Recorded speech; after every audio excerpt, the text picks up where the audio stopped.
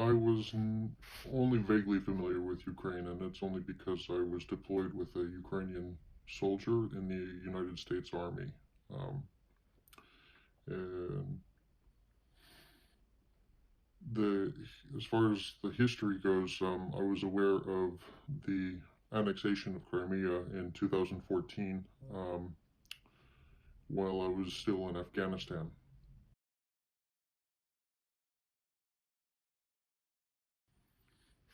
I was driving for a semi-truck company at night, and I overheard it on the radio. They made an announcement, and the feelings that I felt were shock and anger, very much like the same way I felt in 2014. The difference this time was that I wasn't in the United States Army anymore, and I felt like I could do something about it then.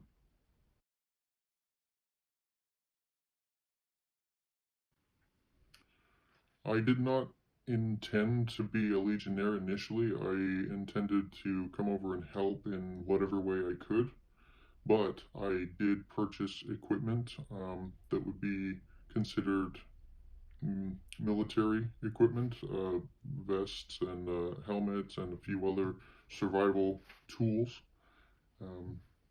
I did not know what capacity I would be operating in when I got here, but I made the decision to come to Ukraine about 3 days after the invasion initially happened, because I spent the first 3 days contemplating how I could help, and I did not have the financial means to provide money, so I decided that I would put my previous skill set in the United States Army to use instead.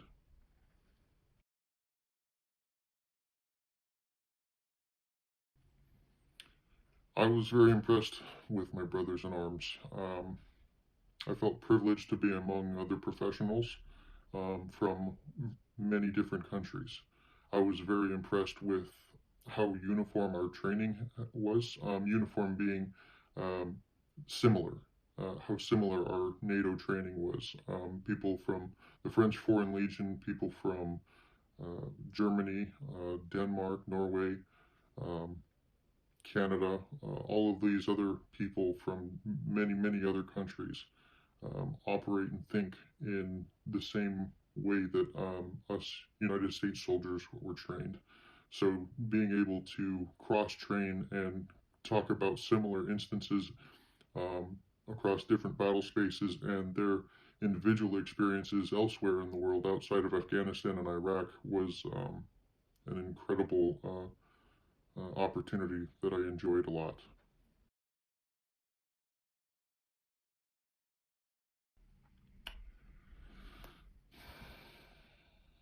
The equipment needed at the front line,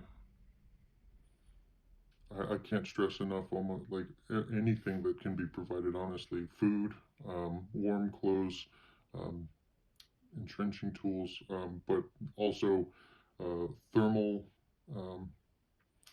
equipment, night vision goggles for night operations, or just the ability to observe enemies at night in case they have the equipment and ability to advance on our positions without us noticing. That would help us incredibly spot them, hopefully. Thermal technology would help us a great deal as well. And drones. We absolutely need drones because they're using drones as well, and they're the weaponized drones. So if we can find a way to deter their drones and get more of our own drones up in the air to give us more warning when they advance or are preparing to advance, or tell us where their positions are that we didn't previously see on the ground. Yeah, if I could single one thing out, drones for sure.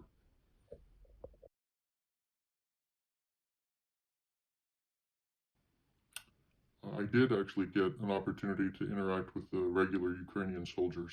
In the initial stages, after my arrival in Ukraine, We were trained by Ukrainian soldiers, and they took us through their own obstacle courses and showed us how they're trained and a lot of their tactics, which are very different from our own, and we incorporated many of their tactics into our own to enhance or add what we call to our own toolbox, essentially.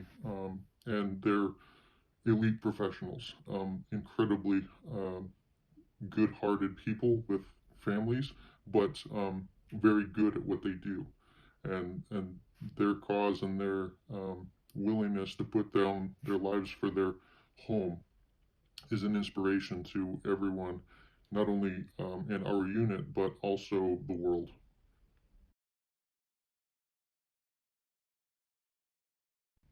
Ukrainian civilians are among the most supportive individuals I've met.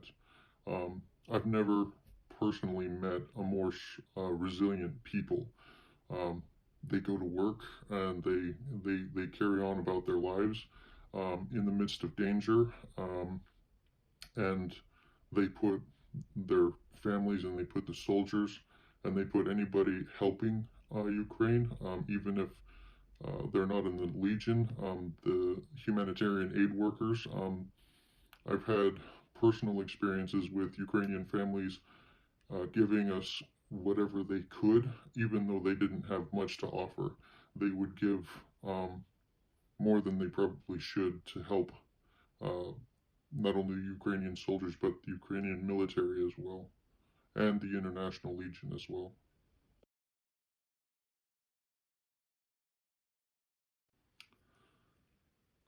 Personally, my most memorable moment are the quiet times. A lot of people tend to gravitate towards the exciting moments when you're fighting and being attacked, but I actually appreciate those moments at night when we're together and we're cutting pieces of meat and putting it on some bread, and that's what we have to eat, and we're sharing kasha and coffee grounds in our hot water, and we're appreciating the little things. And we're talking about home, and we're talking about future plans, and looking forward to our victory.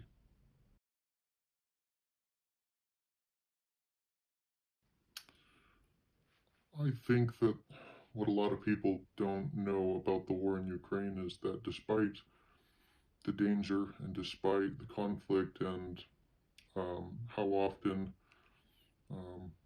the bombings are happening, people are still working, people are still going to school, people are still trying to live their normal lives, and they're trying to appreciate every moment. And every moment we have with one another is a gift, and is far more personal now than it was before. This war has brought a lot of things, a lot of bad things to light, but it's also brought the world closer together in a lot of ways. And I think the world will see that after a while.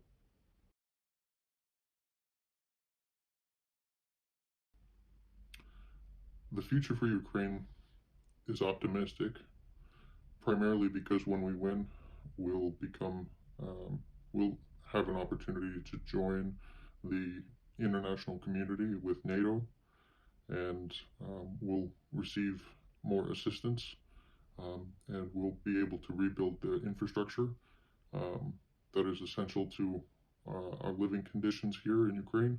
And I think with all of the foreign aid, I think that will open a lot of doors for foreigners to come in and bring business to Ukraine, and Ukraine will continue to broaden its export resources in the far future as well.